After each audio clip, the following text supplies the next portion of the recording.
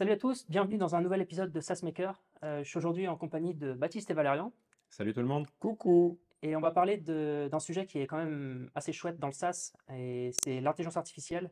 Comment ça a impacté un petit peu l'industrie du SaaS et comme j'ai l'occasion d'avoir deux personnes qui ont quand même pas mal mis les mains dans le cambouis sur ce sujet-là, bah, ça va être un peu l'opportunité de pouvoir faire une discussion autour de ce sujet-là. Donc je vais commencer par un truc assez basique. Ok. C'est un peu votre ressenti sur les 6 à 8 derniers mois, un peu sur l'industrie du SaaS, mis à part peut-être par exemple, comment ça a pu impacter votre business ou même, comment vous avez vécu en fait ça de l'intérieur? Moi, j'avais testé à l'époque ChatGPT pas ChatGPT, mais GPT-3 en 2020 quand c'était sorti. J'étais intéressé, j'avais testé la bêta. Et on voyait que le truc il était capable de générer du texte cohérent, etc. Mais c'était assez limité. Et j'avais eu accès à la nouvelle bêta du DaVinci 003, qui est un peu l'ancêtre de ChatGPT au mois de novembre. Et là, enfin, franchement, ça changeait tout, quoi. C'est C'est-à-dire qu'en 3.5, fait, c'est ça? comment? 3.5? Non, vraiment, c'est la dernière, c'était juste avant le 3.5, donc juste avant ChatGPT. Et là, tu vois que le truc, il comprend vraiment les trucs et tu peux enfin, tu vas demander en langage naturel quelque chose à un modèle et il te le fait. Il y a vraiment une vraie compréhension de la langue. Et quelques jours plus tard, ChatGPT qui sort, et ça change tout, c'est un game changer. Parce que, par exemple, moi, j'étais assez sceptique il y a quelques années que l'IA, elle allait vraiment pouvoir, comprendre vraiment des choses et tu vois, vraiment se faire passer pour un humain. Ouais. Et en fait, c'est ça qui est incroyable, c'est que quand tu testes ChatGPT, enfin moi quand j'ai testé pour la première fois, enfin ça faisait vraiment quelque chose quoi, c'était incroyable. Et je pense enfin, moi c'est une des raisons qui fait que j'ai toujours aimé les ordis, c'est que tu vois, quand tu programmes un truc, tu vois, tu demandes un truc à la machine de le faire et elle s'exécute. Et là, en fait, avec l'IA, c'est un peu la même chose, Avec une mais intelligence en d'une plus, toute autre manière, en fait, sans avoir à programmer. Et c'est en ça que je trouve vraiment ça a changé beaucoup ces derniers mois. Il y a eu déjà la génération d'images avec Stable Diffusion mmh, ou DALL-E qui sont quand même bluffant, ouais. c'est bluffant. Et pareil avec ChatGPT et après maintenant avec GPT 4. Et franchement, ça a énormément changé les choses. Et ça va permettre de créer, dans l'avenir des choses, qui sont, littéralement incroyables. Ouais, je suis d'accord. En fait, c'est que l'IA, historiquement, elle était quand même assez mauvaise en génération de texte. Donc on n'avait pas des exemples de chatbots ultra Ah intelligents oui, c'est vrai. sur ce qui se faisait de mieux. Et elle était en revanche assez bonne assez vite depuis 5 ans, 4 ou 5 ans sur la génération d'images, sur la reconnaissance des formes dans les images, etc. Mais le texte, c'était encore quelque chose qu'on n'avait jamais vu, quoi, à ce niveau-là. Bon, il y a des systèmes comme genre Flan, T5, enfin, qui existaient en 2021, mais là, ce qui est vraiment ouf avec ChatGPT, c'est qu'en fait, n'importe qui peut l'utiliser. Et tu vois, il y a pas longtemps, j'ai acheté un cadeau pour mon frère à un magasin, genre, Darty, tu vois? Et j'entendais les vendeurs du Darty parler. Je fais: «Ah ouais, il y a un truc complètement incroyable en ce moment, il y a un robot, genre sur internet, tu lui poses des questions et il te répond à tout ce que tu veux». Et là, tu sens que enfin, il se passe vraiment un truc. C'est comme quand Facebook est sorti, comme, quand Google est sorti. Moi, je me souviens quand j'ai eu 5 ans, quand mes frères et sœurs m'ont expliqué qu'il y avait une révolution et c'était Google. Et je pense qu'en fait, ChatGPT, c'est la même chose.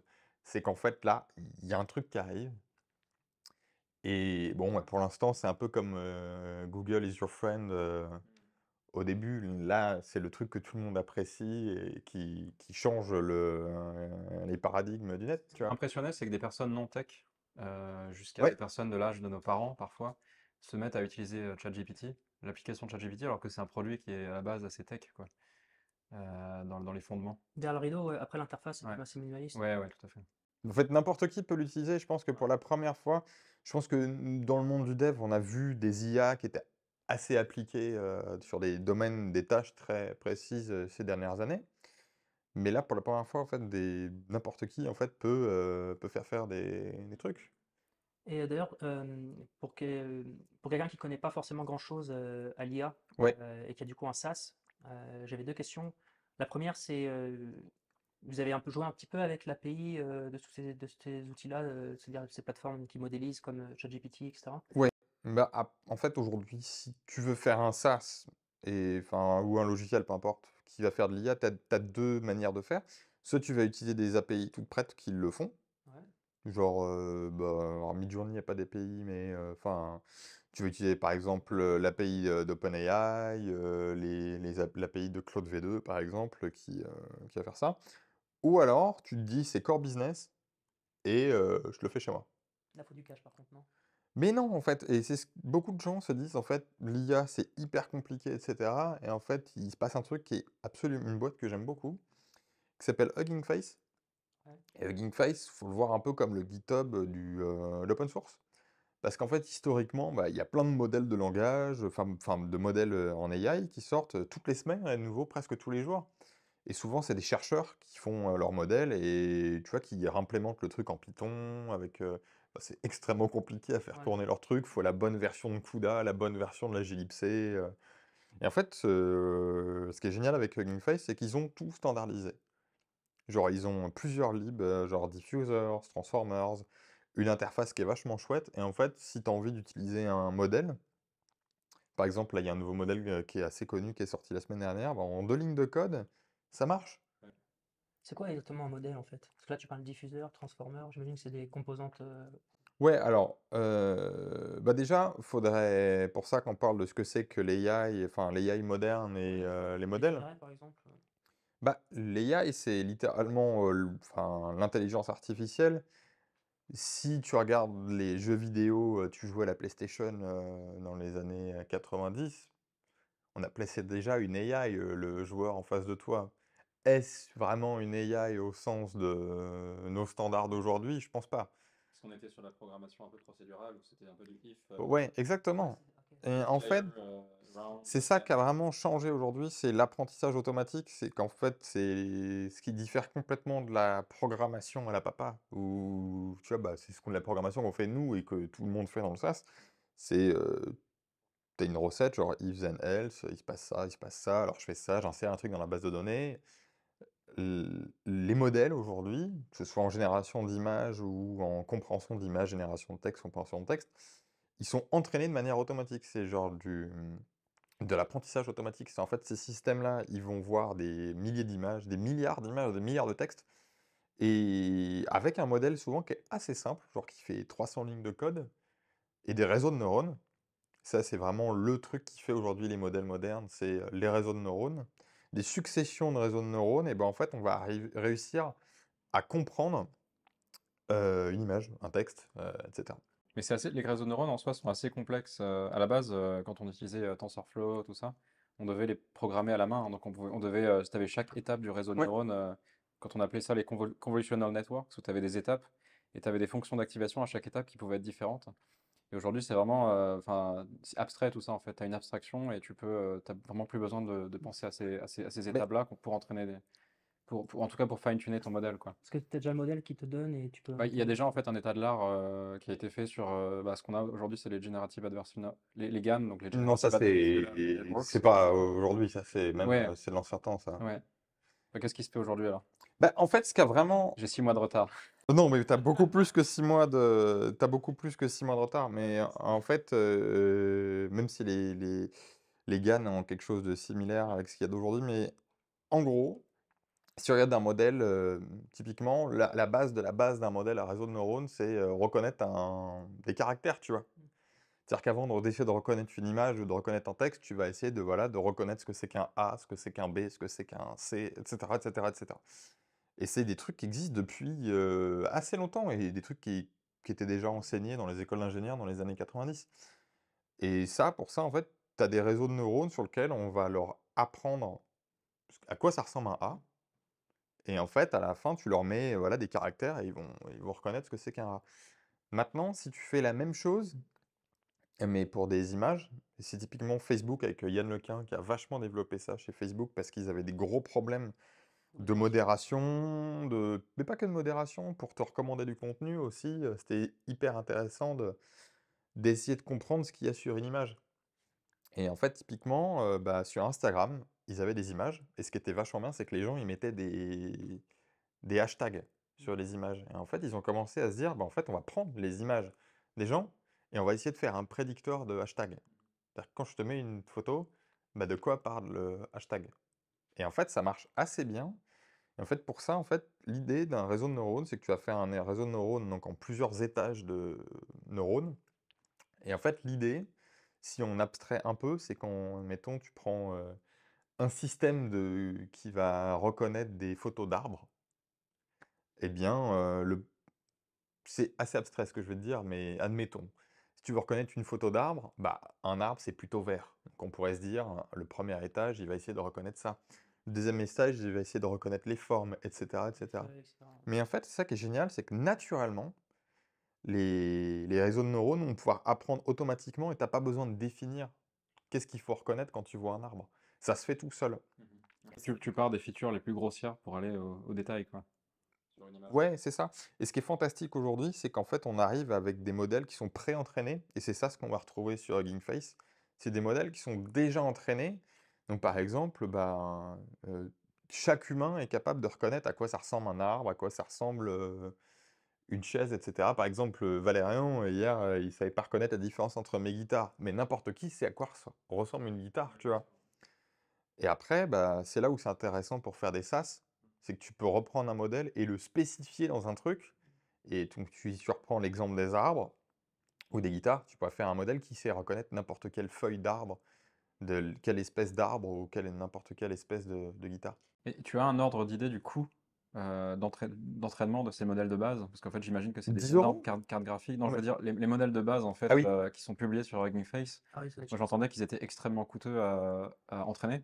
Et en fait, c'est le fait de les publier sur Hugging Face qui fait que bah, ça apporte en fait à des En fait, il y a entreprises. deux types. En fait, c'est ce qui est génial, c'est qu'aujourd'hui, on a des modèles de fondation.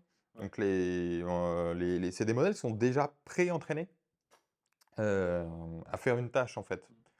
Et donc, typiquement, les modèles comme GPT, à la base, la fonction de ces modèles-là, c'est de faire de la prédiction de texte sur les quelques mots suivants. En fait, GPT, c'est littéralement le clavier de ton iPhone. Tu vois, quand tu tapes je m'appelle sur ton iPhone, il va peut-être probablement mettre Julien derrière. Bah, en fait, GPT, ils l'ont appris sur des milliards, des milliards, des milliards, des milliards de textes. Et en fait, tu commences par un mot, enfin, ou une instruction, et il est capable de te finir tout le texte, en fait. Mais ça leur a coûté extrêmement cher de. Et exactement, parce qu'en fait, ça veut dire qu'il faut des milliards de textes Ouais. depuis le net, et pour chaque mot, imaginer toutes les probabilités possibles et inimaginables. Mhm. Et donc, bah, ça coûte cher. Ouais, Puis je pareil. crois que GPT-3, ça coûtait 3 millions à peu près. Bah déjà, tu vois, GitHub Copilot, ils ont écrit un article sur le site de GitHub qui est assez ouf. Donc GitHub Copilot, c'est un outil qui permet de pouvoir prédire du Mhm. code, la fonction suivante. Et ça leur a coûté, première version du modèle leur a coûté plusieurs millions d'euros à l'entraîner. Mais c'est pas du tout étonnant, Et ouais. donc ils ont pris tout GitHub, en fait, tous les repositories, etc. publics, et Mm. ça leur a coûté plusieurs millions d'euros. Et c'est là où tu te dis que, mine de rien, quand tu rentres dans cette modélisation de modèle, faut quand même être Sauf qu'en fait, bien baqué, quoi. ouais, mais en fait, aujourd'hui, les modèles de fondation, ils sont déjà pré-entraînés et open source. C'est-à-dire qu'en fait, tu as juste à en prendre un sur le net et tu peux le fine-tuner. Et surtout qu'il y a des nouvelles technologies qui sont sorties ces derniers mois qui te permettent, avec une carte graphique d'adolescent, de fine-tuner un modèle et d'en faire des choses incroyables, quoi. Oui, en gros, une RTX 3090, Par exemple, les ouais. cartes graphiques de gaming que tu trouves pour Oui. moins de 1000 euros en occasion aujourd'hui. Et avec pas grand-chose, tu vas pouvoir fine-tuner un modèle. Ouais. C'est ce que Donc, j'avais fait, moi, en fait. Ouais. Et donc, qu'est-ce que c'est que fine-tuner un modèle? Ouais, un modèle, c'est assez compliqué comment ça marche. Mais on pourrait imaginer comme analogie. Mhm. Je sais pas si vous avez vu le film The Imitation Game Oui. à propos d'Alan Turing. Ils ont fait un truc qui s'appelle la bombe dans The Imitation Game. Enfin, littéralement, Alan Turing a fait une machine qui s'appelait la bombe pour craquer les codes d'Enigma. Et je crois qu'il y avait à peu près 6000 rotors. Et la machine avait des moteurs Ah mécaniques oui, ouais. qui tournaient chaque rotor. Et en fait, ça brute forçait littéralement le code. Et ben, le fine-tuning, l'idée, c'est qu'on a un modèle qui est déjà entraîné. On va lui remettre de nouveaux exemples. Et la machine, elle va apprendre sur ces nouveaux exemples. Et en fait, l'idée, c'est que donc, tu as plein de poids dans un réseau de neurones. Et l'idée du fine-tuning, c'est que bah, ton modèle, il va ajuster certains poids. Donc un peu comme dans les imitation games, tu vois, tu as certains rotors, on va les bouger. Et en fait, tu vas regarder si ton modèle, sur la nouvelle tâche que tu veux faire, Il a bien répondu, quoi. Il répond mieux, il répond pas bien. Et en fait, s'il répond pas bien, hop, on inverse. Et Mmh. typiquement, tu vas tuner tous les paramètres comme ça, jusqu'à temps d'arriver à un truc Convenable, quoi. qui est convenable, En fait, voire même par très bon. analogie, c'est un peu un lycéen qui sort du lycée, qui sait parler extrêmement bien sa langue natale, Ouais, qui arrive en école d'ingénieur, par exemple, et tu le fine-tunes sur l'électronique, par exemple. exactement, ouais. Tu vas le spécialiser Mhm. sur un truc. Donc ça veut dire que les modèles sont toujours spécialisés sur une tâche, soit la reconnaissance de chat dans une image, que ce soit la prédiction de texte. Historiquement, oui, et c'est ça qui est génial dans Hugging Face, c'est que tu as Mhm. plein de petits modèles spécialisés ou des modèles généralistes que tu vas pouvoir spécialiser. Mais maintenant, il existe des modèles qui sont à peu près bons en tout. Tu as par exemple des modèles, genre la semaine dernière, donc là, aujourd'hui, on est au mois de juillet, fin juillet. Oui.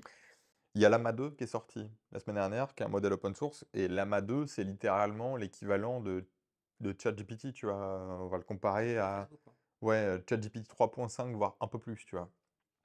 Et ça, tu peux l'avoir en open source sur ta machine. Tu peux même l'avoir chez Microsoft.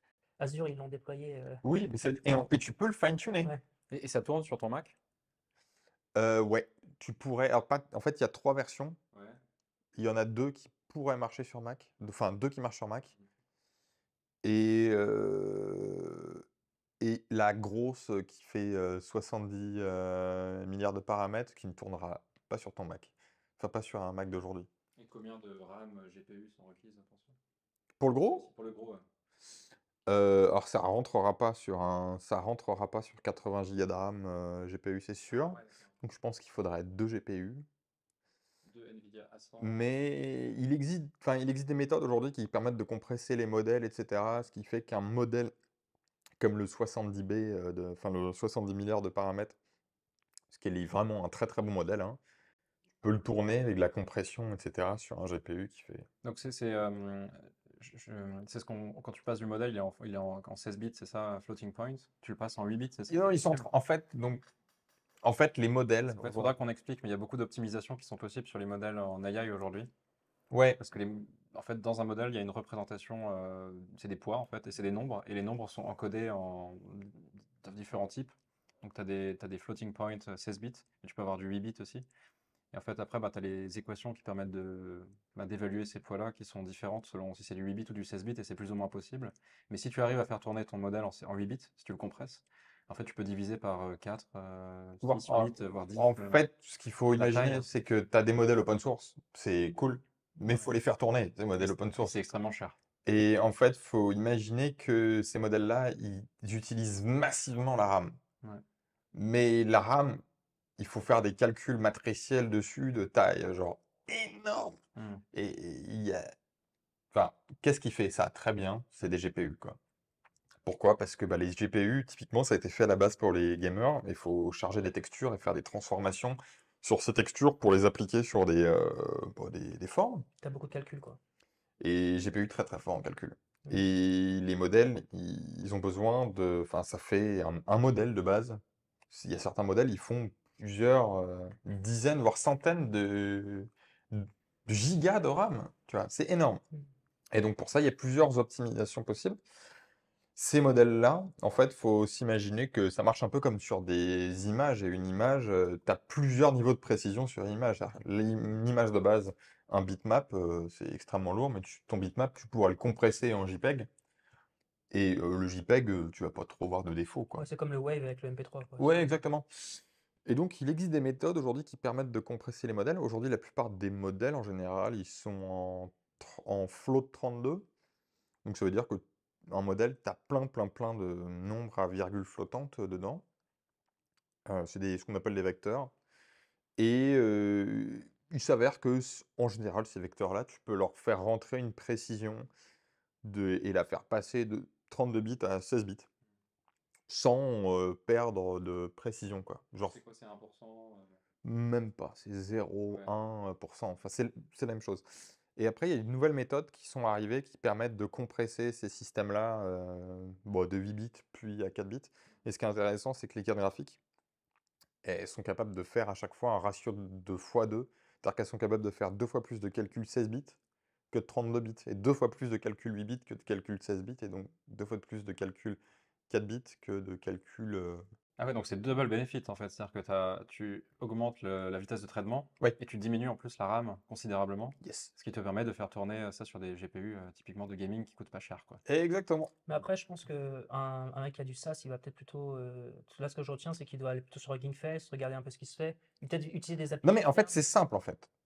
Et OK, tu peux faire des appels API, et cetera, mais en fait, enfin, moi, de ce que j'ai vu récemment, la plupart des gens qui utilisent, des API genre d'OpenAI, genre l'API d'OpenAI, elle est overkill pour ce dont ils ont besoin, en fait.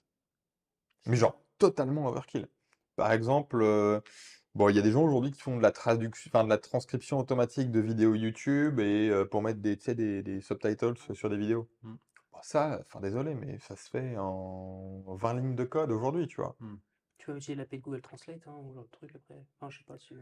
Non, mais tu sais, juste, tu prends la voix d'une vidéo et dire quel texte, enfin ouais, qu'est-ce qui est dit dans la vidéo. Bah, ça, aujourd'hui, c'est hyper simple aujourd'hui T'as à pas faire. besoin d'OpenAI pour ça, quoi, en fait. T'as pas besoin de te payer l'API d'OpenAI pour ça. Ou alors, un truc qu'on fait chez Crisp, tu as une suite de messages entre voilà, une personne d'une boîte et un client. Ouais. On veut savoir ce qu'ils se sont dit, mais genre, de quoi ça parle en 3 mots. Genre, problème de paiement, bug, etc. Ça, c'est hyper simple à faire. Et t'as pas spécialement besoin d'OpenAI pour ça. Mm. En fait, ça va coûter moins cher de le faire en interne. Bon, disons que tu vas prototyper avec une API et puis après tu vas l'internaliser, quoi. Ouais, mais tu sais, j'ai vu un SaaS il y a pas longtemps, j'ai Mais parlé à des gars, ils payaient ouais. 10K par mois. Non, je crois que leur SaaS, ils faisaient 10K par mois de revenus et ils devaient payer 7K par mois à OpenAI. C'est comme à une certaine époque où tu payais 15K par mois d'AWS, de Ouais, S3, de load balancing AWS, d'email. Et Ou de Firebase. le problème aujourd'hui, quand même, que je remarque, c'est qu'il y a très peu de fournisseurs de GPU qui sont disponibles en ligne, quoi. Et les GPU sont en très forte demande. Mm. Parce que je prends notre exemple, on a beaucoup de mal en fait à provisionner certains types de GPU qu'on recherche pour Hmm. faire nos opérations d'AI. Euh, bah, c'est quoi ton conseil pour un entrepreneur qui se lance Après, t'as pas besoin aujourd'hui de GPU très très très très très très puissant en fait pour faire 90% de ce qu'on a besoin de faire pour faire des SaaS, tu vois. tu vas taper dans du GPU de gaming pas cher Ouais. Ok, tu peux utiliser des API au début pour tester, etc. Mais je pense pas que ce soit bien, quand tu crées un SaaS, de mettre toute la valeur ailleurs, tu vois. Alors qu'en fait, ça a vachement de valeur de faire ça.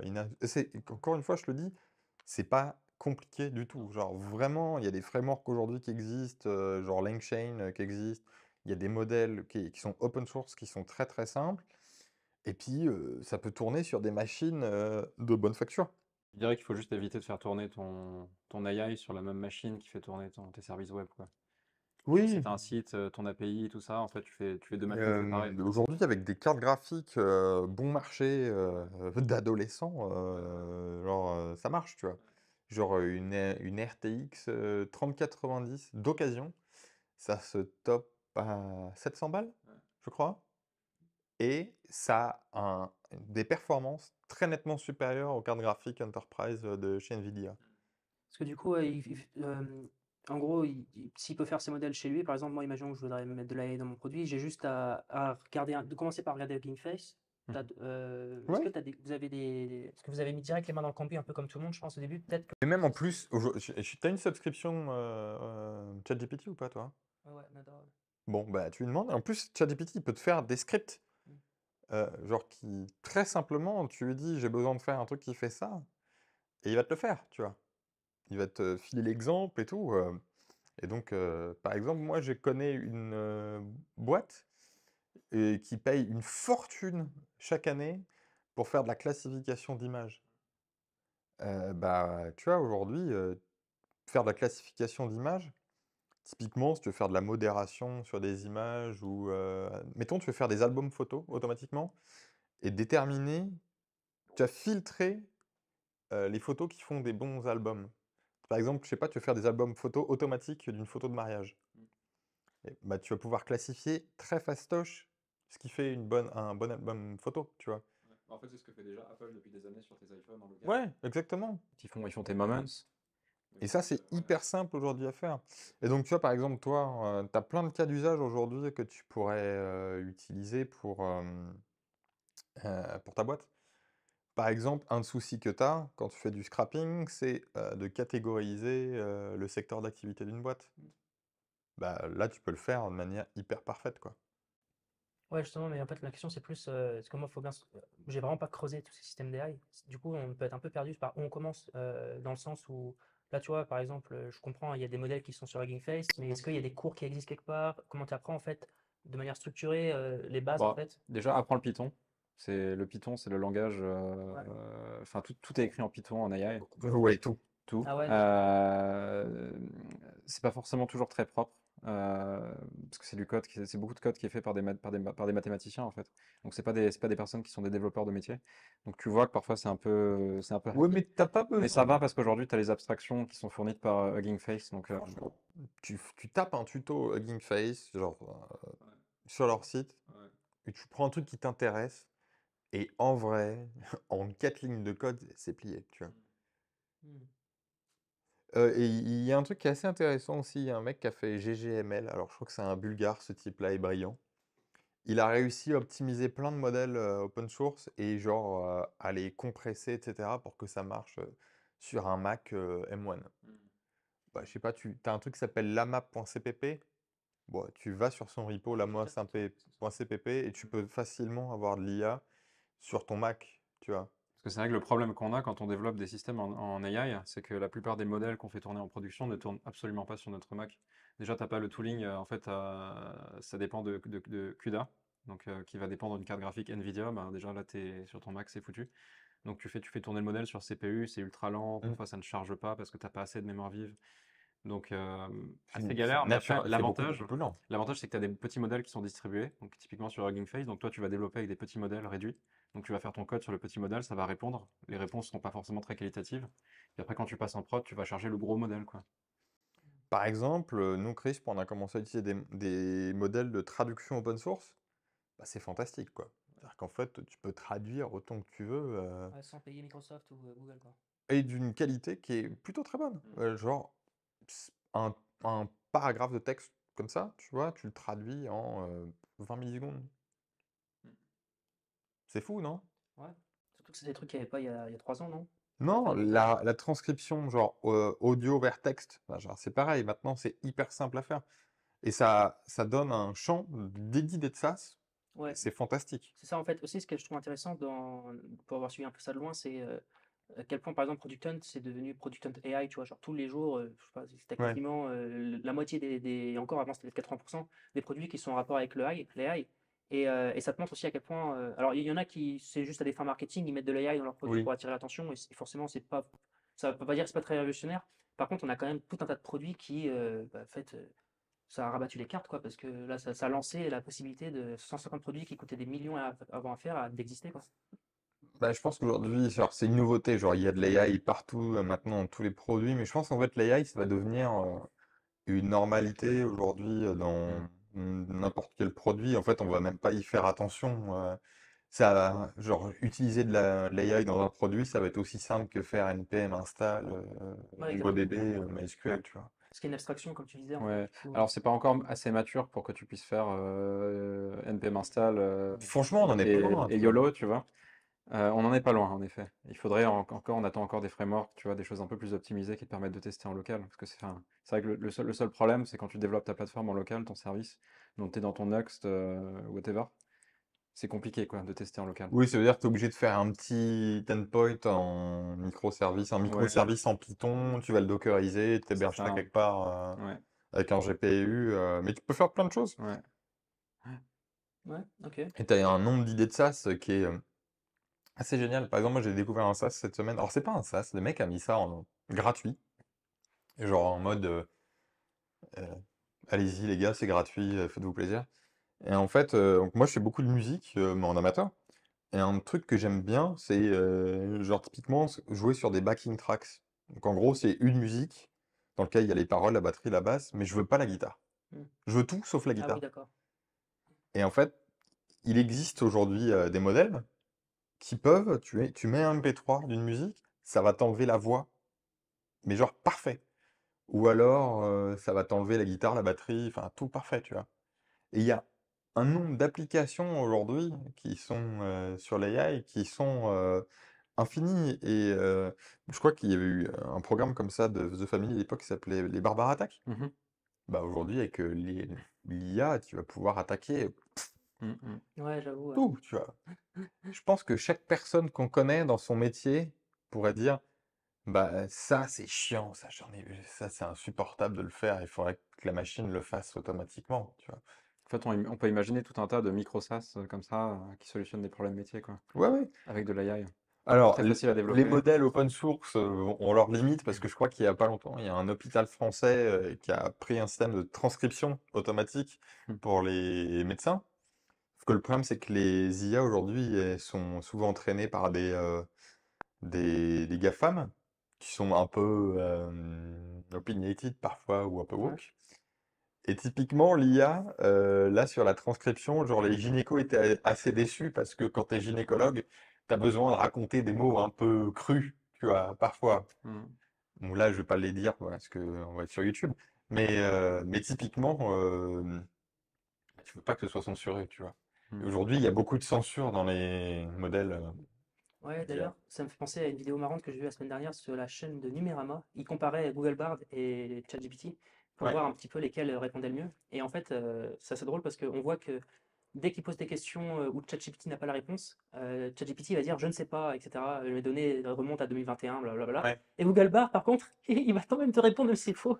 Et c'est là que tu vois aussi que tu as des modèles du coup, qui sont beaucoup plus, on va dire, qui vont plus s'auto-censurer que d'autres. Ouais. Et visiblement, Google Bard s'auto-censure C'est beaucoup ça qui moins est que. génial avec les modèles open source, c'est que les Ouais. censures, si tu veux, tu peux les faire sauter. Elles sont là, mais c'est vrai que tu peux les faire sauter, ouais. Oui. Sur Stable Diffusion, notamment, pour la génération d'images un peu nudes, tu peux faire sauter ça assez facilement, quand tu regardes dans le code source Python, Oui, tu as un tu des truc assez conditions, con. ouais. Si photo classée not safe for work, alors je génère un truc tout noir. Tu rigoles, mais j'ai vu des trucs qu'on m'a envoyé, c'était quoi?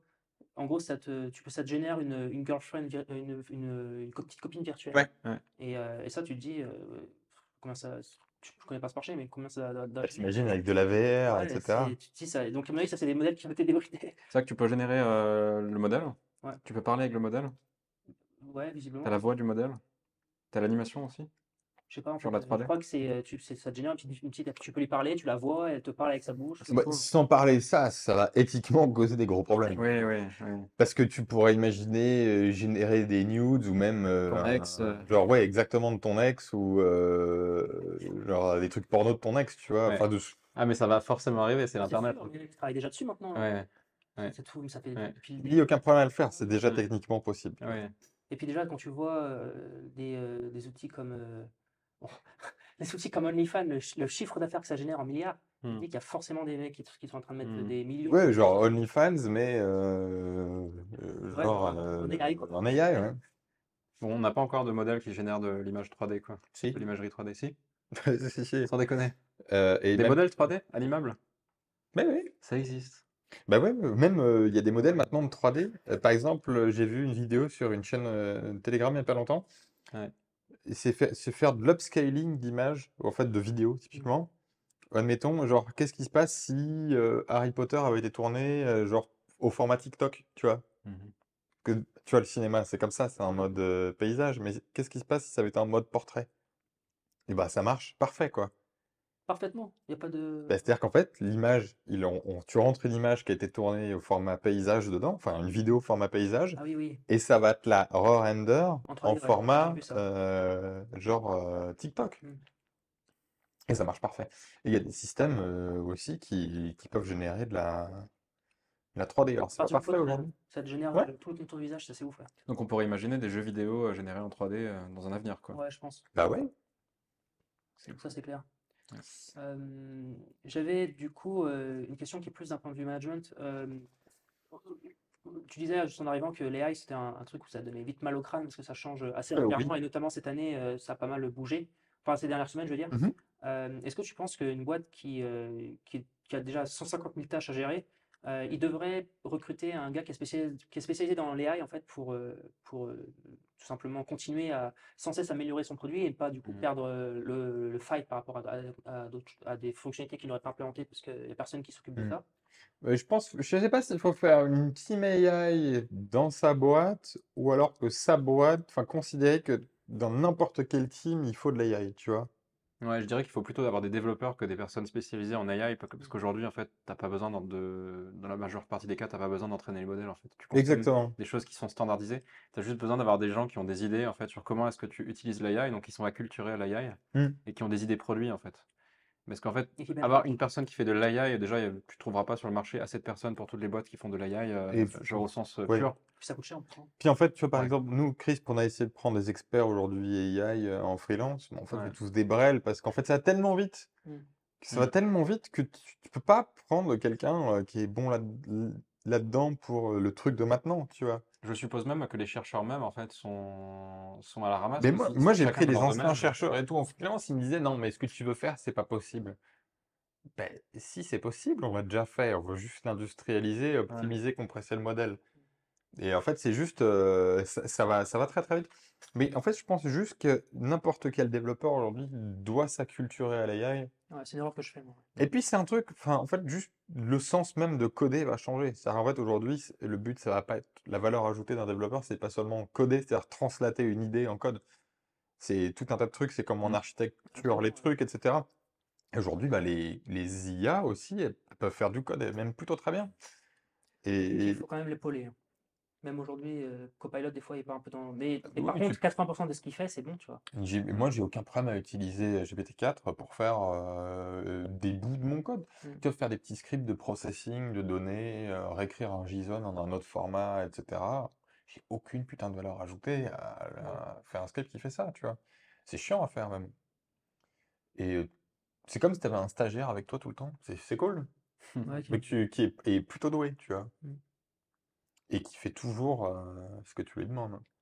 Mais du coup, ça veut dire que je pense aujourd'hui, bah, n'importe quel dev va devoir se mettre à l'IA, en fait. S'intéresser, quoi. Donc je pense que c'est mieux de transformer des devs dans ta team Ouais. et bah, faire en sorte qu'ils s'acculturent à l'IA plutôt que de prendre quelqu'un qui est IA alors qu'en fait ça n'existe pas en fait, Exact. c'est tellement nouveau. Tu cherches plutôt à avoir des rockstar développeurs qui sont acculturés à l'IA que des spécialistes de l'IA qui savent à peine coder, quoi. Ça me fait penser à un truc important d'ailleurs, c'est que, tu sais, je quand même pas, j'ai bossé pas mal à me faire que du gros hacking, et à chaque fois on me demandait comment est-ce que tu trouves un gros hacker, etc. Et en fait, c'était beaucoup plus simple de prendre un mec qui était dans le code et de l'amener dans le marketing, en fait, Mm. c'est-à-dire à comprendre qu'est-ce que c'est qu'un funnel, les différentes bases, les différentes choses de base, en fait, et que de prendre un marketeur et de le faire amener Ouais. à modifier le produit, parce que là, j'ai fait le mec, il va falloir qu'il apprenne la tech, enfin la technique, etc., qu'il sache utiliser Git et compagnie. Alors qu'en fait, et j'ai l'impression que c'est la même chose dans les AI, en fait, plutôt que de prendre un mec spécialisé là-dedans, tu prends juste un développeur et tu Mm. l'amènes progressivement à Mais devenir. encore une fois, c'est pas très compliqué aujourd'hui de se lancer dans l'AI. Enfin, c'est pas comme il y a 5 ans où il fallait comprendre d'avoir des notions de mathématiques et de tout un tas de choses. Et là, franchement, Mm. moi, je comprends pas tout ce qui se passe derrière. Et enfin, t'as pas besoin de tout savoir. Mais c'est comme quand t'es développeur, t'as pas besoin de savoir écrire de l'assembleur, tu vois. Mm. Je sais ce que c'est, je sais comment un programme ça compile à peu près, tu vois. Mais je ne saurais pas t'écrire un Ouais. code en assembleur. Par contre, c'est intéressant ce que tu as dit, parce que c'était une de mes questions d'ailleurs, tu as anticipé, c'est Python, finalement, c'est le langage. Je me posais la question sur le chemin, genre, c'est quel Ouais. langage qu'on doit absolument apprendre? Je savais que Python était très populaire dans tout ce qui était machine learning, data analysis, etc. Oui. Parce qu'il y avait plein de librairies tous les data scientists, ils connaissent Python quasiment. Ouais. Tous en fait, pas le choix. Et du coup, en fait, l'AI a suivi cette voie-là, et sans Python, en fait, Mm. et c'est comme si tu étais un développeur front qui connaît pas JavaScript, quoi. Mm. Ouais. Mais là, moi, j'aime pas le Python. Mais force est de reconnaître que le Python, tout le monde utilise ça et t'as pas trop le choix, en fait. En fait, c'est le langage de la recherche. Mm. Genre, nous, en école d'ingénieur, on apprenait le Python pour Ouais, une c'est raison, possible. c'est que les chercheurs, en fait, font des maths avec du Python, ils font tout avec du Python, quoi. C'est un langage qui est simple pour une personne qui n'aime pas forcément la programmation, qui est focus plutôt sur la recherche, les maths. Et en fait, du coup, bah, Du coup, il y a Ça a voilà. un problème aussi, hein, parce qu'en fait, c'est un système qui est lent, le Python, Mm. et donc typiquement sur tout ce qui est les systèmes d'IA, bah, en fait, les modèles, quand ils sortent, quand c'est implémenté en Python, Bah, Même si tu as des parties de calcul qui sont faites sur GPU, il y a des choses des opérations qui pourraient être nettement plus optimisées en la plupart des librairies, quand même, Python, elles dépendent de librairies natives en Oui, oui, CPP. mais il y a des trucs. Il y a des Ouais. trucs qui bloquent, quoi. Ah, ok. Mais c'est ce qui est fait très bien, c'est ce que fait très bien maintenant la communauté open source, enfin avec Hugging Face, tu as ce qu'on appelle les kernels de calcul optimisés, etc. Et t'avais essayé de compiler ton code en CPython, enfin d'utiliser plutôt CPython pour run ton code Python? Mais en C'est fait, un interpréteur Python qui te... tu vas pouvoir. Mais en fait, aujourd'hui, dans la plupart des modèles, enfin des trucs en Python qui existent, en fait, tu t'en fous de mettre tes printf en natif, tu vois. Parce qu'en fait, la réalité, c'est que la plupart enfin, quand tu utilises des libs optimisés, etc., enfin, tout est déjà opti, en fait. Ok. Et donc, Mais les... Ouais, le gros problème, ça reste la dépendance à CUDA, par exemple, les versions de CUDA, la version de la glibc. Genre, est-ce que tu as les drivers sur ta machine pour CUDA? Oui, mais ceci étant dit, Tout le tooling tout autour, quoi. enfin, aujourd'hui, pour quelqu'un qui voudrait se lancer dans l'IA ou faire un SaaS vraiment sur de l'IA et à pas cher, typiquement, le truc, c'est qu'aujourd'hui, bah, si tu mets tes codes d'IA chez Azure, chez Google Cloud, enfin, ça te coûtait une fortune en fait. Et en fait, un truc à faire, à mon sens, c'est de louer des cartes graphiques, enfin, même acheter des cartes graphiques, tu vois. Ah, mais après, c'est pas compatible avec le lifestyle de certains SaaS makers, tu vois. Genre, tu dois faire tourner le PC de gaming chez toi, Oui, le oui, mais brancher après, sinon, tu Internet. tu la loues, tu la loues. Genre, chez des providers comme Herzner, par exemple, tu n'aurais pas OVH. Heizner, non? Herzner, Et... c'est le provider allemand qui est un peu Ouais, le OVH allemand, bon, peu si importe. c'est comparable, Je online, crois pas etc. qu'ils Tu aient... trouves pas des cartes graphiques sur des serveurs dédiés comme ça? Chez les Allemands, je crois pas que tu es. Je crois que t'as Scaleway, mais c'est des merdes, leurs Ouais. cartes. T'as Vultr. T'as Vultr qui sont plutôt Ouais, bons, ouais. problème de disponibilité, et c'est des cartes qui sont quand même des cartes data center, donc t'as pas les cartes de gaming encore. Donc ça reste assez cher. Mais en fait, tu peux pas avoir de carte de gaming Ouais, c'est vrai. dans. En fait, j'ai appris Ouais. en demandant à un hébergeur il y a pas longtemps, voilà, nous, Crisp, nous voulons des RTX 3090 parce qu'en fait, on a benchmarké. Il faut savoir que les cartes graphiques pour les gamers sont plus performantes que les cartes graphiques d'entreprise. La raison, le plus souvent, c'est qu'en fait, ce qui est bloquant, c'est la mémoire vive, en fait, la vitesse de la mémoire vive. Et en fait, dans les cartes graphiques d'entreprise, on veut beaucoup de mémoire vive, mais on n'a pas nécessairement besoin qu'elle soit très rapide. Et en fait, dans le jeu vidéo, il faut des cartes graphiques genre où juste la RAM, elle est hyper rapide. Et il s'avère que des cartes graphiques pour adolescents sont plus rapides que des cartes graphiques NVIDIA d'enterprise. En tout cas, pour faire tourner les modèles après pour les entraîner, c'est juste pas Ouais, mais en possible tout de le cas, faire du sur coup, une ça carte coûte vraiment graphique. pas cher aujourd'hui. Ouais. Avec des GPU type consumer, tu peux avoir des meilleures performances. Et ces GPU coûtent 4 fois moins cher Sauf que Nvidia est très malin. et refusent que les hébergeurs les louent Mm. aux En fait, aux entreprises. t'as un license agreement, les hébergeurs n'ont pas le droit de les vendre à leurs clients, enfin de de rendre disponibles en location à leurs clients. les entreprises doivent acheter ça. Non, ils doivent en fait, les hébergeurs, en fait, ils n'ont le droit que de faire, de rendre disponibles des cartes graphiques Nvidia qui sont des cartes graphiques professionnelles. Donc ça va être les Nvidia A40, A16, A100. Alors que bah, sur la partie gaming, on sera sur des RTX 3080. C'est comme si Intel interdisait de louer des i7 ou des Ouais, i9 aux Et- entreprises. ouais, Et tu seras obligé d'aller sur des Xeon. qui sont plus chers. Bah oui, ils ouais. sont plus Mais chers. pas forcément beaucoup plus puissants, tu vois. D'accord. Intéressant. Euh, et j'avais une question sur les. Alors, il y avait une remarque que je voulais faire tout à l'heure, d'ailleurs, c'était assez marrant. Quand on pense IA, on pense toujours quantité de données, etc. Il faut beaucoup de données pour entraîner les modèles. Oui. Et en fait, j'avais un exemple qui m'a fait penser. Tu disais que Facebook avait réussi à entraîner leur modèle avec les hashtags que les utilisateurs Oui. avaient eux-mêmes mis. Mais aussi un autre exemple que personne ne parle beaucoup, mais c'est reCAPTCHA. En fait, tous les CAPTCHA, quand Google avait racheté reCAPTCHA, c'est le système de CAPTCHA, l'une de leurs raisons, c'était d'entraîner aussi Ouais. en fait, leur IA, à partir du moment où tu mets une image et au-dessus urgent, sélectionner tous les éléphants dans l'image, etc. Il y en a toujours une, en fait, en fait, tu entraînes le modèle Oui. pour Google.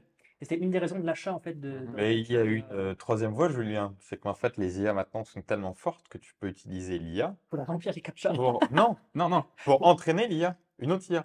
Et en fait, aujourd'hui, pourquoi on a réussi à avoir des modèles open source si bons ces derniers mois? c'est parce que GPT-4 est open source.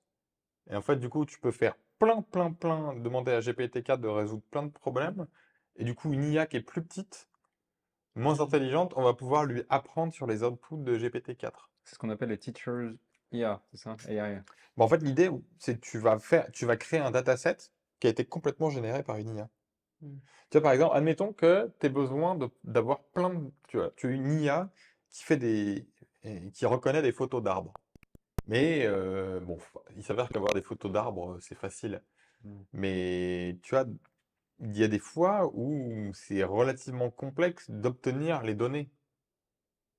Et en fait, tu peux utiliser une IA qui va te générer les données pour apprendre à ton IA à toi. Ouais. Ça, c'est fantastique. C'est ouf. En fait, c'est comme si tu te faisais une API externe, mais sauf qu'elle t'envoie elle-même Et les données, quoi. et du coup, c'est les trois. Enfin, il y a eu plusieurs innovations ces dernières semaines qui changent énormément de trucs. Tu as Llama 2 qui est sorti, qui est disponible en commercial use. Et pourquoi Facebook, ils le mettent gratuit d'ailleurs? Ça, c'est bizarre. En fait, ce qui s'est passé, c'est qu'ils ont sorti Llama 1 Mm. à la base, qui était open source aussi, mais qui n'était pas dispo en commercial use. Et en fait, ce qui s'est passé, c'est qu'il y a des chercheurs ou des indés qui ont commencé à modifier le modèle Llama 1 pour tout un tas d'usages, et notamment, tu as des modèles qui, genre Wizard et Vicuna, qui sont juste des. Vicuña. Oui, ben, peut-être je le dis mal, mais qui ont réussi à avoir des performances nettement supérieures au modèle Llama Facebook, 1. ouais. Ouais. Et en fait, Facebook, je pense, se sont dit. Bah, en fait, c'est complètement. Et t'as Falcon 40 aussi qui est sorti il y a quelques semaines par une université des Émirats et qui était en mode commercial use, etc. Et je pense qu'en fait, c'est une histoire de marketing pour Facebook, parce qu'en fait, ils se sont dit, mais en fait, il y a des modèles qui sont sortis, genre qui sont meilleurs que nous les dernières semaines, il faut qu'on prouve au monde qu'on est les meilleurs. Il y a eu un data leak aussi, je crois, avec Llama, hein. Oui, j'ai entendu pas de ça, Il ouais. me semble de ça. C'est genre, à la base, c'était un data leak chez Facebook, je crois, qui les a forcés à rendre open source Llama. Je me trompe Ouais, peut-être à c'est vérifier. possible. Non. En fait, ce qui s'est passé. Et ça a permis en fait à un développeur open source d'utiliser le data leak pour refaire un équivalent. Non. Et Llama, du coup, c'est l'équivalent, non? Non. En fait, ce qui s'est passé, c'est que donc, il y a eu Llama 1 qui est sorti Ouais. il y a quelques mois. Donc Ouais. Llama 1, il faut le comparer à un système comme GPT-3, mais qui n'est pas capable de comprendre les instructions. Il est juste capable de voir. C'est un super auto-completion system de clavier, tu vois. Mhm. Il sait pas plus, il sait rien faire de plus, et surtout, le système n'est pas disponible en mode commercial. C'est-à-dire que Llama, tu étais obligé de souscrire à une licence Facebook qui dit que tu complies à utiliser le modèle de manière, comment dire, gentille, honnête, etc. Et le plus gros modèle Llama, il n'était pas disponible à n'importe qui. Tu étais Mhm. obligé de demander à Facebook Oui, pour les d'avoir le modèle, tu vois. Et petit à petit, en fait, bah, le modèle, je crois, le gros modèle de Facebook, il a leaké. Hmm. Genre les weights, ils ont été disponibles Ah, ok. en torrent, etc. Et surtout, il y a plein d'indés qui ont réussi avec les outputs de GPT-4 à réentraîner Llama, donc le fine-tuner pour faire comme GPT-4, c'est-à-dire genre ou ChatGPT, genre je te pose des questions et tu me réponds.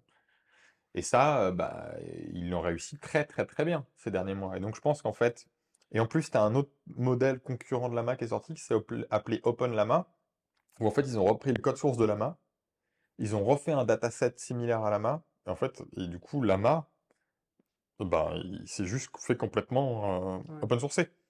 Donc je pense qu'avec Llama 2, ils se sont dit, bah en fait, puisque la communauté en a décidé ainsi, Hmm. qu'on vous donne du pain et des jeux, quoi. Et d'ailleurs, maintenant, on peut, enfin, faut vérifier les chiffres, mais donc, on peut utiliser à des fins commerciales, Lama 2, Oui. mais sauf jusqu'à 700 000 utilisateurs, je crois.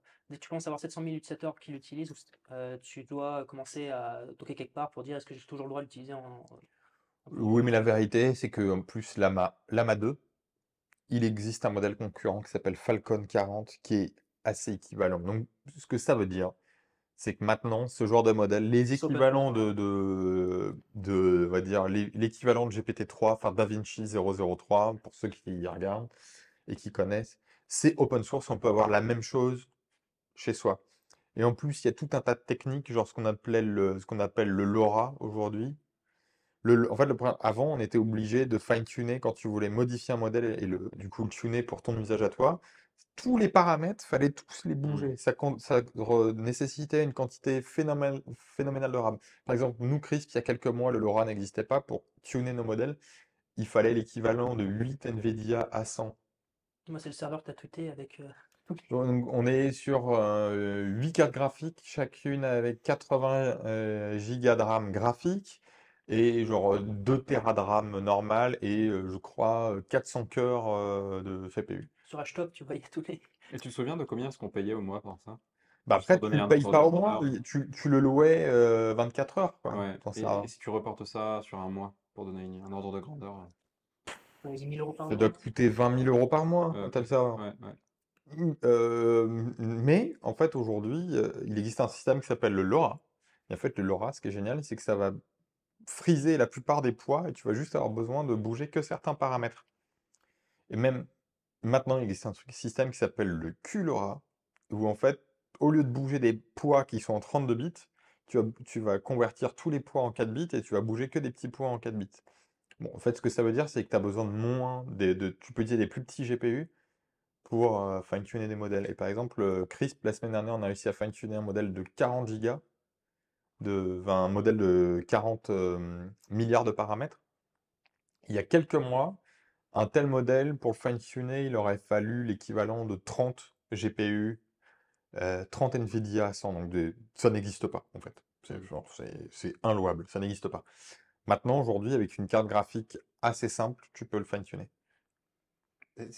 Tu peux pas genre diviser le fine-tuning en chunks pour éviter de requérir un GPU si gros. Ah non. En Mais fait, non, parce qu'en fait, t'as juste pas assez de chaque mémoire poids a vive. chaque poids a un effet. C'est que t'as juste pas assez de mémoire vive au global, quoi. Et tu Ouais, peux exactement. pas. Ouais, Après, il existait des systèmes comme DeepSpeed, ouais. ou qui vont bouger une des parties des poids sur de la RAM, Ok. etc. Mais c'est toujours, enfin, il faut quand même beaucoup de RAM Ça doit graphique. être extrêmement lent parce Mais que les toujours est-il opérations qu'il n'y a sont. plus besoin, en fait. C'est-à-dire qu'en Ouais. fait, aujourd'hui, il existe des systèmes qui sont sortis, genre, il y a quelques semaines, genre, enfin, qui permettent tout ça. Genre, tu as GPT-4 qui est maintenant disponible à tout le monde. Donc, tu peux utiliser les outputs de GPT-4 pour fine-tuner tes systèmes.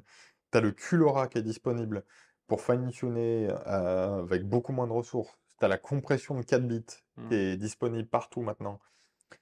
Tu as un système qui vient de sortir la semaine dernière qui s'appelle Rope. Aujourd'hui, le problème des systèmes open source, des modèles open source, c'est qu'ils sont limités dans ce qu'on appelle le contexte. Donc tu peux pas mettre plus de X mots dans tes prompts. Bah là, avec Rope, tu peux doubler, quadrupler le nombre de mots que ton C'est vrai que modèle a. la taille des prompts, c'est un problème assez récurrent qu'on a eu Bah et oui, qui est assez limitant.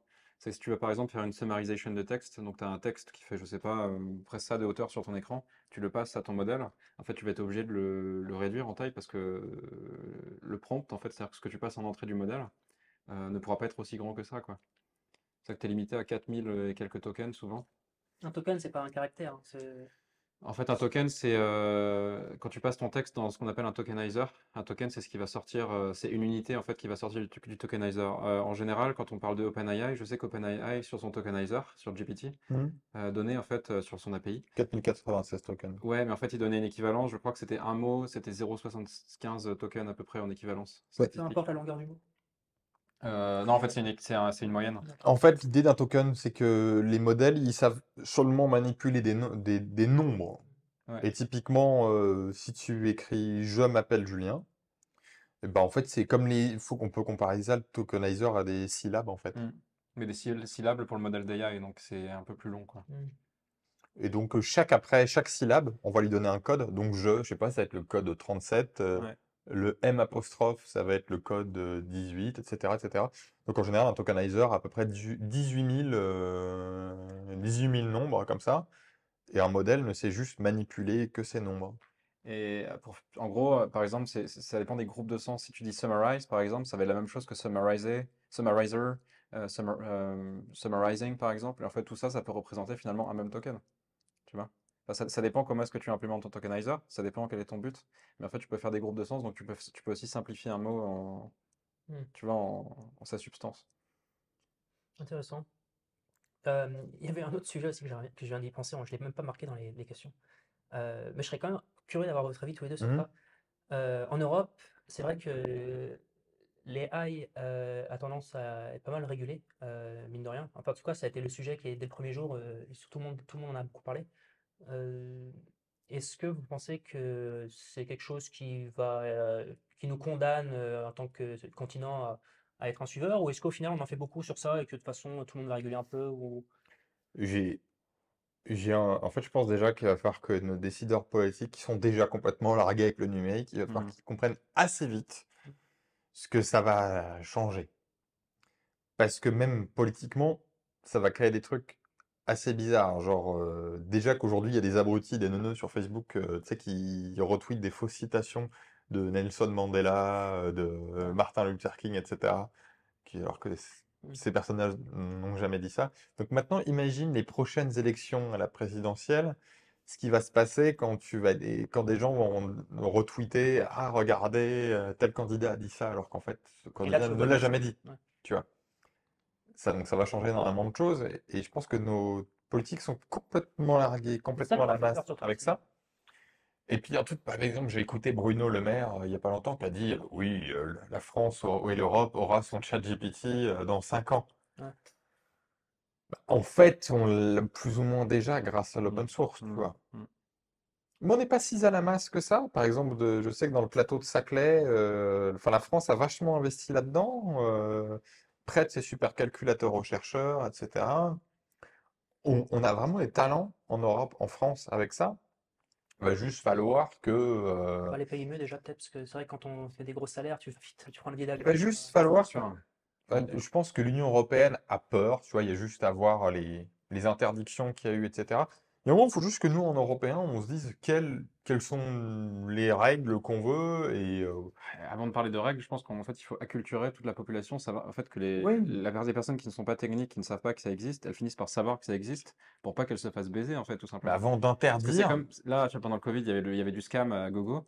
Plein de personnes se sont fait baisser, tu vois, parce ouais. qu'elles savaient pas que le scam ça existait, elles savaient pas ce que c'était un Oui, scam. mais pourquoi il y a eu du scam aussi? C'est à cause des mecs qui ont inventé le CPF, qui ont pas été foutus, qui ont mis tout gratuit. Où il y a les Après, ils ont colis, trouvé enfin, juste il y a pas que le simple. CPF, hein, il y a aussi les scams au colis qui Oui, sont ouais, valables dans toute l'Europe et dans le monde entier. Aux US, on en a vu aussi. c'est vrai. Mais en fait, c'est une histoire d'éducation, tu vois, des populations, genre savoir que ça existe, savoir qu'il faut se méfier. C'est genre comme tu fais pas confiance à une personne dans la rue, tu vois, genre qui te demande des trucs bizarres, bah genre là, en fait, c'est pareil, genre une AI, en fait, il faut savoir que ça existe, il faut savoir ce que ça génère, il faut savoir que tu ne peux pas avoir confiance en l'image. Et en fait, c'est pas qu'une histoire de politique, c'est une histoire d'éducation aussi. En fait, ce que je trouve dingue avec la France ou avec l'Europe, c'est que l'AI, en fait, on l'a déjà dans la recherche depuis des années. Ouais. On était même plutôt bon là-dedans. Mhm. En fait, juste là, d'un coup, en fait, les Américains, ils ont fait un truc qui est une application réelle qui cartonne, qui est ChatGPT. Et du coup, on se dit non, mais ça, on interdit. En fait, tu vois, les Européens, quand un truc marche pas, ou pas encore, on le subventionne. Quand il marche, on le régule. Et quand il marche trop, on l'interdit, tu vois. C'est complètement con. Tu vois, il y a un moment, il Et faut c'est ça, juste les qu'on. Américains vendent et... Oui, non, mais il y a un moment, c'est à nous. Et genre, c'est à nous Ouais, et puis en plus, je vais de dire, en plus, drive le truc, tu en vois. plus, on l'a prouvé sur un secteur. Alors, moi, je suis pas le plus grand européen de la planète, mais j'aime bien l'Europe. Mais en tout cas, faut dire quand même, construire les avions, c'est dur. Parce que je pense Ouais, pas que les on Européens s'est mis ensemble et puis les on a fait Européens n'ont pas Airbus. été, ont pas été pourris là-dessus, tu vois. Donc les gens qui font Mhm. du French bashing ou de l'European bashing tout le temps, c'est vrai que j'ai l'impression qu'ils captent pas grand-chose. Et moi non plus, je capte rien donc, sur tout ce qui se passe au niveau de l'AI, les politiques, Oui. etc. Mais il y a quand même, on a prouvé qu'en Europe, il y a moyen de faire construire un avion. Je pense que c'est quand même plus compliqué que construire Mais il y a plein plein il y a, d'autres choses, il y a quoi. plein de trucs qu'on peut faire avec, et même sur la recherche. Ce qui est génial avec l'AI, et je pense que l'AI elle va complètement changer la recherche. Parce qu'en fait, aujourd'hui, enfin, c'est quand même long d'expérimenter, etc. Et par exemple, Mm. aujourd'hui, pour faire des nouvelles molécules ou tester des hypothèses, une AI peut aller très très très vite à faire ça. Tu vois, tu peux modéliser des choses et D'ailleurs, tester mais tu des sais, protéines, Mhm. beaucoup j'avais vu plus vite. un bon exemple sur ça, c'était Vivatech. Il y a eu Ouais. un panel à un moment, Macron y arrivait, et il y avait le gars qui avait levé de l'argent avec Mistral, et tu avais d'autres Ah oui. personnes. Et il avait dit que l'AI en fait pouvait permettre de, par exemple, accélérer les procédures d'immigration, en fait, parce que visiblement l'immigration ça prend du temps aussi, parce que en fait il y a tellement de papiers qui demandent, Oui, je etc. pense que Et faut ça avoir arrange du bien cul nos pour ça. politiques que ce soit lent. Bah, pas vraiment en fait, je pense pas, parce que Ah, mais l'immigration choisie, à ce moment-là, elle est lente aussi, quoi. C'est-à-dire que l'immigration ouais, positive pour une certaine industrie qui serait en déficit et qui aurait besoin, je sais pas, Mais c'est d'ingénieurs, comme la CAF. On elle est sait lente tous aussi. que la CAF, ils sont lents à traiter les dossiers. Hmm. tu penses que c'est Mais, volontaire? bah, évidemment. Ouais. Je sais pas. Je sais pas, je pense, en tout cas, c'est ce qu'il avait dit sur scène, hein, il avait dit l'AI permettrait d'accélérer justement les procédures Hmm. d'immigration. Bah, il y a tout un tas de sujets que ça va pouvoir changer. Pour l'État, j'ai pas spécifiquement d'idée, mais pour la recherche, Ouais. je pense que l'AI va pouvoir changer drastiquement des choses, notamment dans la recherche médicale, tu vois. Sur le cancer, je Mm. pense qu'en nucléaire, l'AI, elle va pouvoir nous aider à trouver des solutions sur le réchauffement climatique. Au même titre qu'on a eu à un moment les calculateurs, enfin les ordinateurs, pour aider, je sais pas, je prends un exemple, la NASA à faire des calculs pour le programme Exactement. Apollo, parce que ces calculs-là étaient faits par des personnes Avant, il à la fallait que les base, gens fassent les calculs à la qu'on main, appelle, je crois, les calculatrices, c'est ça? avec les règles à calcul, Ouais, etc. ouais. Maintenant, on peut faire des calculs beaucoup plus vite. Bah là, maintenant, c'est pareil. Genre, des chercheurs, il va falloir qu'ils valident des hypothèses, etc. Ouais. Bah là, on va pouvoir beaucoup plus vite vérifier, à faire analyser des images, Ouais, ouais. C'est des pour ça qu'il est expérimentations. important qu'on ne régule pas trop vite ce domaine-là, parce que je trouve qu'on freine un peu des quatre fers assez vite en Europe. Et ça m'effraie un peu sur la suite de qu'est-ce qui peut arriver en termes de régulation Ça d'AI. ferait Est-ce que ça l'innovation, ouais. peut. Le message aussi que tu envoies aux entrepreneurs, tu vois, aux chercheurs, etc., en Europe, qui vont peut-être finalement aller le faire ailleurs, quoi. Ça, c'est un danger. Et surtout, en fait, Si on régule trop vite. c'est même au-delà un message aux investisseurs Mm, de tout à aller fait. ailleurs, en fait. Ouais, tout à fait. Bah, et puis, à un moment, le truc, c'est que la course, elle existe maintenant, et puis elle est là. Mm. Genre, cette technologie, qu'on soit pour ou contre, Ouais, elle est là, ouais. elle est là. Et t'es obligé de faire avec maintenant. Il y a une époque, on disait pas non au réseau, on disait pas genre les réseaux c'est dangereux, on a fait le Minitel, tu vois.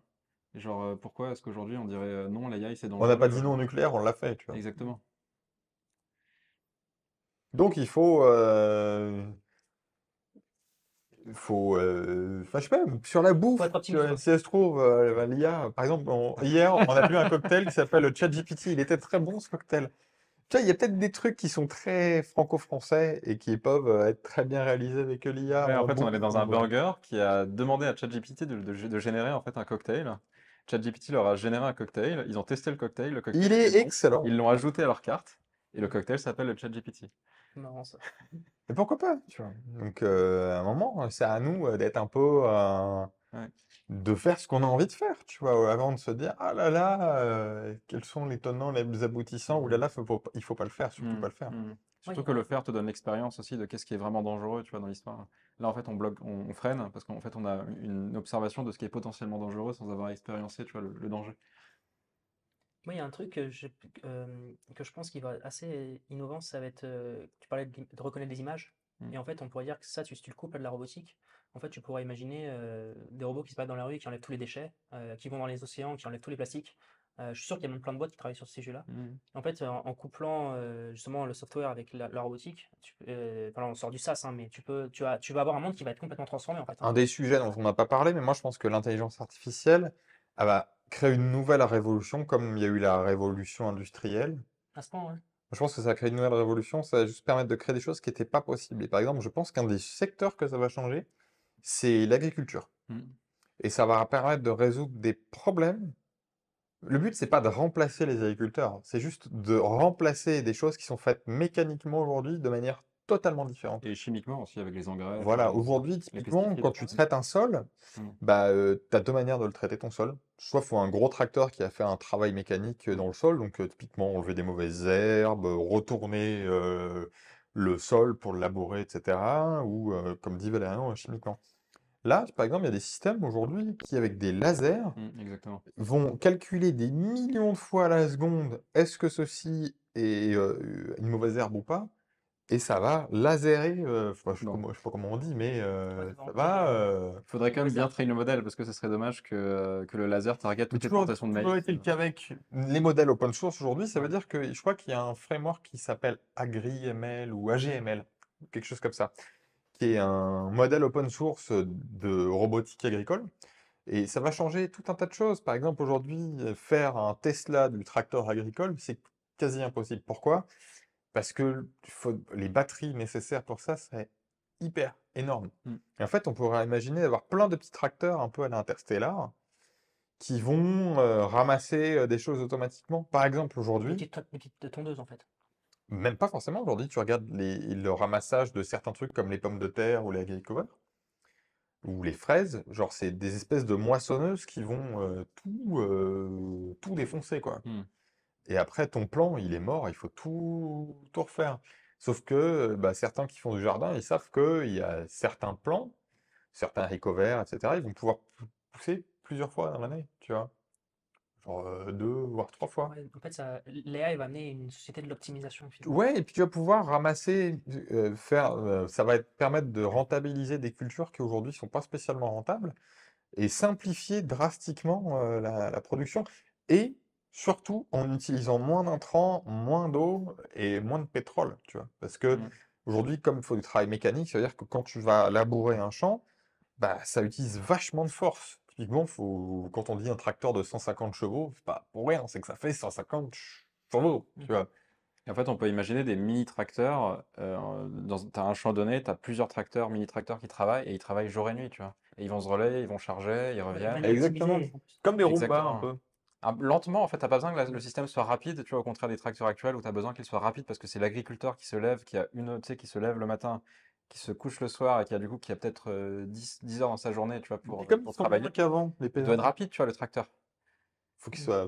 Faut des gros tracteurs qui soient rapides parce que comme il y a Ouais. moins d'agriculteurs, bah, faut qu'ils puissent gérer un nombre de Ouais, mais là, tu vois, quantité de travail en une journée. c'est ce que tu viens de dire, les barbares attaques, quoi. En fait, c'est toutes les industries qui vont Ouais. Et Bah ouais. ça facilite, tu vois, l'agriculture biologique, finalement, parce que tu as moins besoin d'engrais, de pesticides. Donc, en fait, de facto, tu peux faire des plantations qui sont beaucoup plus bio, avec beaucoup moins de difficultés. Non mais ça va au-delà. C'est pour ça que je te dis que ça va très au-delà que la création des téléphones portables, etc. Parce que Ouais. quand on parlait des barbares attaques, voilà, j'aime pas le mot disrupter, mais ça a changé des secteurs d'activité. Certains vont dire digitaliser des métiers, etc. Là, je pense vraiment que ça va totalement au-delà. Ouais. C'est comme l'invention, voilà, de la machine à vapeur de James Watt, tu vois. Mm.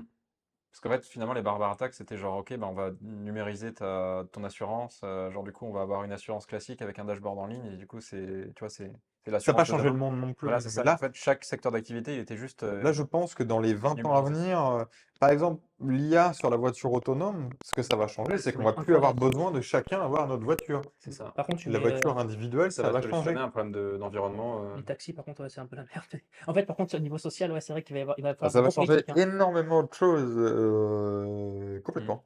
Mm, On n'est pas prêt à tout, mais ceci dit, enfin, il va y avoir plein de choses à faire. Par exemple, dans les années 1800, même début 1900, je crois que une personne sur 10, enfin 9 personnes sur 10 travaillent dans l'agriculture. Mm. Et aujourd'hui, bah, maintenant c'est le tertiaire. Peut-être qu'on va aller vers un quatrième secteur d'activité, ou qui sait. Ouais. Non, mais c'est Et Parce que ça pour, va pas pour entraîner l'inter- les IA, ça va. Je pense que typiquement, ça va être, je sais pas comment, c'est le truc qui va vraiment nous aider pour le changement climatique, tu vois. ouais, mais, non, mais je pense, moi, je suis convaincu aussi. Je te dis, l'exemple que j'attends de voir, c'est, tu sais, il y a un continent de plastique qui se trouve au milieu du Pacifique. Ouais. Et je pense que ça, en fait, avec des robots qui sont. Alors, Et une bonne intelligence artificielle, ça va peut-être prendre des années à faire, hein, mais à mon avis, Il y a, il y a que eux, en fait, qui beaucoup vont de pouvoir plastique, changer. ouais. il y a un Et Hollandais, je crois, un que l'humain entrepreneur peut faire. hollandais qui a déjà fait une machine pour gérer ça un peu en IA. Mais c'était il y a quelques années, quoi. Mm. Le seul problème après, c'est comment tu fais pour trouver, pour revaloriser les Ouais, déchets en fait. ouais, Mais si Ouais. ça te coûte rien de les enlever, en fait, à ce moment-là, ce sera les impôts hein, qui ouais. vont simplement financer ces trucs-là, hein, tu vois. Oui, qu'est-ce qu'on va en faire après? Mais ouais, il y a plein de secteurs, voilà, l'agriculture, la médecine, La la médecine, recherche fondamentale. l'éducation aussi, peut-être un peu, je pense. C'est pas seulement, voilà, comme, enfin là, le sujet, comme on parle de SaaS dans SaaS Maker, c'était de comment on va en ajouter dans le SaaS. Mais il faut penser encore au-delà. Tu vois, c'est qu'est-ce que ça va apporter encore Mais tu vois, parce qu'en fait, là, tu parles d'agriculture, mais en fait, il y a plein de. On pourrait créer un SaaS sur l'agriculture, ce qui contrôle tes machins. Là, en carrément, fait, ouais. tu as même des SaaS qu'on n'a pas Mhm, idée, mais qui vont peut-être voir le jour parce que une révolution a eu lieu dans telle industrie, mhm. quoi. Carrément, même, tu vois, des trucs très simples. Bah moi, je connais des journalistes, et genre, les journalistes, il y a encore pas longtemps, genre, fallait faire de la transcription à la main genre, bah, tu faisais une interview, fallait la retranscrire pendant 1 heure, parce que les IA étaient pas assez bonnes pour faire ça. Bah, en fait, ça va complètement changer tout ça, tu vois. Mm. Ouais, c'est fascinant. Est-ce que vous avez un sujet que vous vouliez parler, qu'on n'a peut-être pas abordé? Que ce soit, par exemple, un conseil que vous aimeriez donner à un SaaS maker sur l'AI ou sur Ouais, ou quelque chose ben, que vous auriez aimé savoir, par exemple? avant de Je commencer? pense que enfin, le truc que je veux vraiment essayer d'expliquer aux développeurs qui nous regardent, c'est que l'IA, c'est en fait, aujourd'hui, c'est assez simple et que très rapidement, on peut essayer, qu'en fait, il faut s'y mettre. Il faut pas avoir peur, ça fait partie d'un processus chez les développeurs qui change. Ça change la manière de travailler et c'est comme il y a quelques années, apprendre JavaScript, apprendre React, etc. Et ben, il faut l'apprendre. C'est pas très compliqué à apprendre et on peut faire des choses absolument incroyables avec, quoi. Ouais. Ouais, c'était le message du jour. Et après, j'ai pas spécifiquement de ressources à suggérer parce que ça peut être assez complexe comme Ouais. ressources parfois. Faut commencer par le bas à bas et puis bah, Un après, cas si ça d'usage, vous les bonnes intéressait, oui, voilà. voilà, exactement. Suivre des tutoriels. Ouais. Ouais. Pas forcément lire un livre de recherche avec des équations mathématiques. Comme j'ai là, par exemple. Parce que et c'était un truc Valérian dit ça parce que lui, quand il voulait apprendre l'IA, ça Ouais. faisait des années que Valérian disait, bah, je veux apprendre l'IA, etc. Alors voici un magnifique livre d'IA, donc qui est vraiment plein d'équations mathématiques, donc c'est très intéressant, mais je n'ai rien compris. Ça s'appelle Deep Learning de Ian Goodfellow. Et moi, C'est un livre issu de la recherche. je suis arrivé comme un YOLO dev qui apprend le JavaScript, mais version IA. Et en fait, aujourd'hui, voilà, un YOLO dev, enfin, je me considère un peu en IA comme un YOLO dev JavaScript, mais en fait, toujours pour dire que n'importe qui peut utiliser de l'IA et comprendre les grands Mhm. principes, quoi. Carrément. Bah, t'avais quelque chose peut-être à rajouter ou... Bah, je pense que j'ai... Ne ça sert à rien d'acheter des trucs compliqués, hein. Exactement. Mais on peut trouver des livres quand même qui sont assez pragmatiques, assez orientés code. Donc là, j'en ai acheté un récemment. Je partagerai sur la description la référence du livre. Mais qui explique un peu plus comment c'est un livre sur les GAN, donc c'est ce qui est un peu power, genre tout ce qui est génération de texte, etc. d'images, donc Stable Diffusion, tout ça. Non. Oui, entre guillemets. Mais ça pose de manière assez pragmatique quand même des concepts sans montrer trop d'équations, etc. Et en montrant beaucoup de code, donc c'est plus intéressant. Il y a un truc qu'on a D'expérience. oublié de parler. Oui. Vous avez lancé un SaaS sur l'AI, non? Vous voulez qu'on en Ouais. parle ou Ouais. pas? Bon, on parlera une autre fois, mais concrètement, on lance un SaaS qui s'appelle Mirage. On a dû faire beaucoup d'outils pour Crisp. Ouais. Donc c'est mirage-ai.com Ouais, exactement. ou .io. Qui D'accord. permettent, voilà, aujourd'hui à des développeurs qui veulent intégrer de l'IA dans leurs produits de très simplement pouvoir implémenter tout un tas de fonctionnalités sous D'accord. forme d'API. Ouais. Donc n'hésitez pas à regarder mirage-ai.com Exactement. et à poser vos questions aussi du coup, sur le support si vous en avez. Merci de nous avoir écoutés. Merci à Baptiste et Valérian de nous avoir éclairés sur ce sujet-là. Et je vous dis peut-être au mois prochain ou la semaine prochaine, on verra. Allez, Ok. ciao. Ciao. Ciao!